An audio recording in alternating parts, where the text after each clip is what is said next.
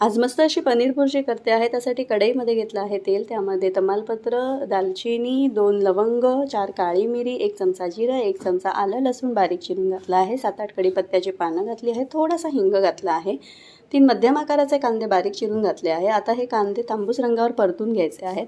त्यामध्ये थोडंसं मीठ देखील घातलं आहे आणि तांबूस रंगाचे परतून झाल्यावर त्यामध्ये मी हळद, लाल तिखट, धणा जिरा पावडर आणि पावभाजी मसाला घातला आहे। आता मसाले जळू नये यासाठी मी 2 चमचे पाणी घातलं आहे यामध्ये आणि व्यवस्थित एकजीव करून त्यामध्ये 2 टोमॅटो बारीक चिरून घातले आहेत। आता टोमॅटो मऊ होईपर्यंत शिजवून घ्यायचे आहेत आणि छान मऊ झाल्यानंतर यामध्ये मी पनीर घालणार आहे। इथे मी 200 ग्रॅम पनीर वापरला आहे आणि ते छान किसून घेतलं आहे।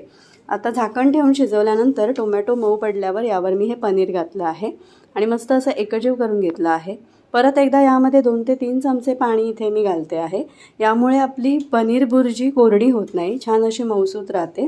आता पुन्हा एकदा एकजीव करून झाकण ठेवून मस्त अशी वाफ काढून घ्यायची आहे आणि त्यानंतर यामध्ये थोडीशी कसुरी मेथी मी झाकणावरच गरम करून घेतली आहे आणि ती यामध्ये घातली आहे। मस्त एकजीव करून चवीपुरतं मीठ घालून कोथिंबीर पेरून मस्त अशी चमचमीत पनीर भुर्जी खाण्यासाठी तयार आहे। खूप छान रेसिपी आहे, चविष्ट आहे, नक्की ट्राय करून बघा। कशी वाटली मला कमेंटमध्ये कळवा आणि आवडली तर चॅनलला लाईक करा, शेअर करा, सबस्क्राईब करा आणि अशाच माझ्या छान छान रेसिपीज पाहत राहा।